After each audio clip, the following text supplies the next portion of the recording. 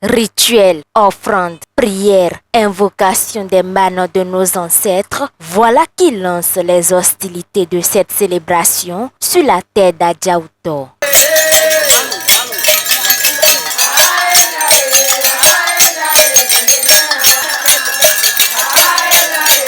C'est le site d'Aouto, lieu symbolique chargé d'histoire qui a accueilli une impressionnante foule venue des 4 coins du Bénin, marquée de leur présence à ce 7e festival de la spiritualité ancestrale vaudou, couplé avec la 29e édition de la célébration des cultes endogènes à Alada.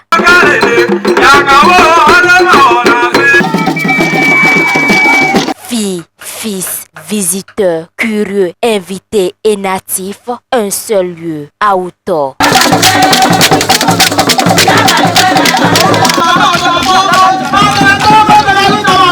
Aujourd'hui, il est quand même très important de souligner que le 9 janvier, ça fait depuis plusieurs années que Sa Majesté Paul Ebelama Fandigla a commencé par fêter le vaudou à partir du 9 janvier. C'est ici que nous célébrons les choses. C'est à Alada que nous faisons l'ouverture de vaudou, de la fête du vaudou avant que le 10 janvier cela ne prenne dans tout le pays. Reine Djerhami, d'une voix calme mais ferme dans son allocution, a rappelé à tous l'importance de la spiritualité. Aujourd'hui est un grand jour sacré. Nous célébrons avec fierté la 7e édition du Festival de la spiritualité ancestrale vaudou, ainsi que la 29e édition de la célébration de nos cultes endogènes ici à Alada. Terre de la spiritualité, de royauté et de mémoire vivante. La spiritualité ancestrale vaudou est le fondement de notre identité. Elle n'est ni honte, ni archaïsme, elle est savoir, équilibre et sagesse, léguée par nos ancêtres pour guider nos pas et préserver l'harmonie entre l'homme, la nature et le divin. Nos cultes endogènes ne sont pas des vestiges du passé, mais des piliers de sagesse et bien plus encore. Culturel, c'est ici, à Alada. Mais le culturel, vous le verrez là-bas. Et c'est bien ça la tradition. Merci.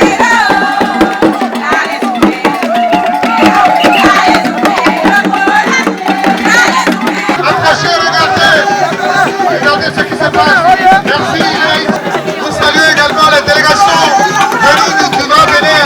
Je vois ici nos soeurs venues de Parakou, de Rantiteidou. Loin d'être un simple rassemblement, ce festival se veut être un moment de reconnexion spirituelle et d'appel solennel aux filles et fils d'Adjaouto. Ce festival est un appel à l'éveil, un appel à chaque fils et chaque fille d'Alada à se réapproprier son identité, son histoire et sa dignité culturelle. Car un peuple qui ne connaît ses racines est un peuple debout. Plus que jamais, nous avons besoin d'être ensemble. Un peuple debout, mais qui pourrait tomber à tout moment sans ses racines. Plus que jamais, nous avons besoin d'être unis, d'être ensemble pour la solidité de nos valeurs ancestrales. Dans nos actions, afin de faire entendre la voix d'Alada et de peser sur l'échiquier culturel au Bénin, en Afrique et dans le monde. Alada est un patrimoine vivant. Nous avons le devoir de le protéger et le valoriser, de le transmettre aux générations futures. Que cette célébration soit un moment de reconnaissance spirituelle, de paix, de renaissance collective. Le vaudou, c'est une énergie. C'est une énergie qui est au service de l'homme. C'est une énergie qui nous accompagne. C'est une énergie qui guérit. C'est une énergie qui donne de la prospérité. C'est une énergie de Dieu. Le vaudou, c'est Dieu. Et avec le vaudou, vous pouvez accomplir tout ce que vous souhaitez sur cette terre. Demander la bénédiction des ancêtres de la terre, Talada, et l'esprit des nôtres que nous accompagnons, avec lesquels nous marchons jusqu'ici. Nassom Jita. Nous sommes très contents d'être ici, sur la terre de nos ancêtres. Et je veux dire à la reine, comme nous sommes venus aujourd'hui, nous reviendrons demain.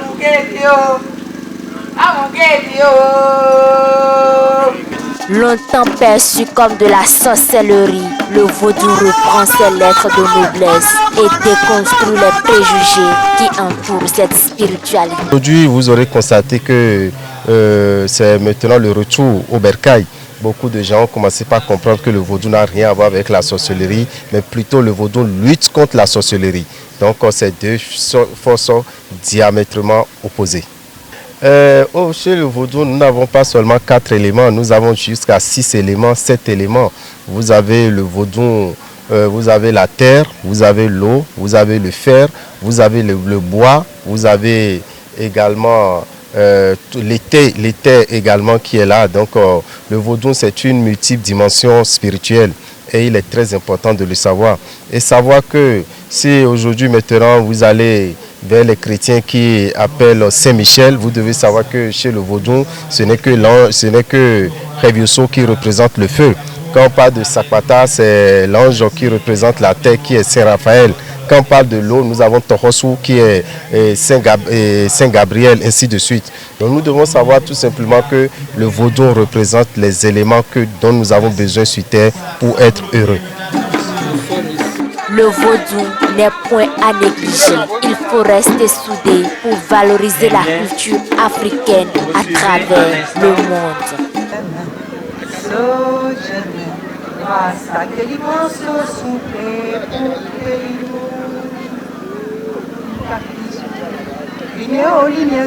C'est pour une crèche,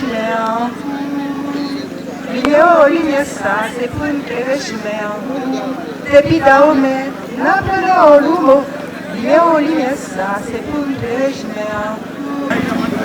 pour éclairer nos chemins, pour harmoniser nos esprits.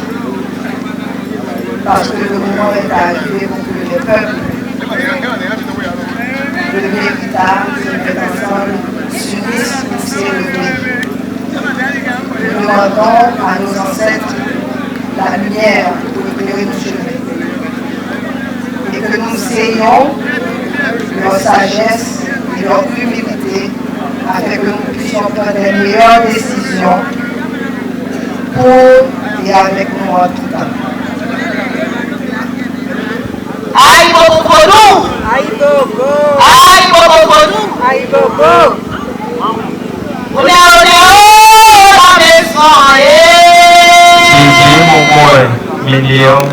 On est la maison! C'est l'homme qui l'a arrêté! Si c'est Timon qui l'a arrêté! Si c'est Timon qui l'a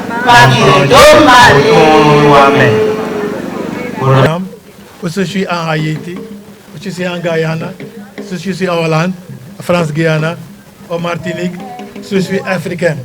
On doit respecter l'ancestre, l'histoire, parce que l'ancestre sont nous. L'ancestre continue avec nous. Prière, sacrifice, chant, danse et démonstration, c'est un tableau riche en spiritualité et en couleurs, mettant en lumière l'identité culturelle.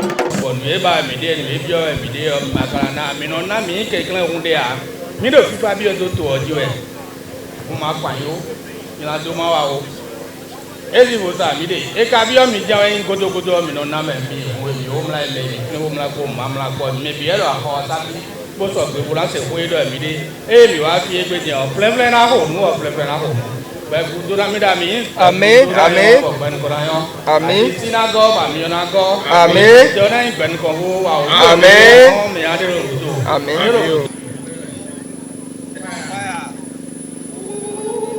ebi ọ̀gá òkòkò bí ẹ wá sọ bẹ́ẹ̀ yà lọ ẹ wá yọ lọ sọ méjì bó ìnukúmíà nú sádọ́tọ̀ bí Bénin toi bi, Mewi toi bi, Amérique toi bi, Haïti toi bi, Cameroun toi bi. Oui, nous comme ça. Mais aïe on les met à toka. Non, ça qu'on a calmé. Que toi nous médias mais. Que toi nous médias quoi on les met dit. Que ça quoi t'as des mettons. À son ami toi, dans la mi-temps, faut rien pour mi-temps pour pérer quoi. Mais quand aïe on blâmer dit. Et la fois à compte de moi. Elle a fait compte de moi me dit il a mis la quand me dit et à toi ça que de quoi quand tu fais ton frère nous va mi ton anglais nous va mi ton anglais à ti me faire ali au grand frère là tata ti camion nous de la ouais et la todi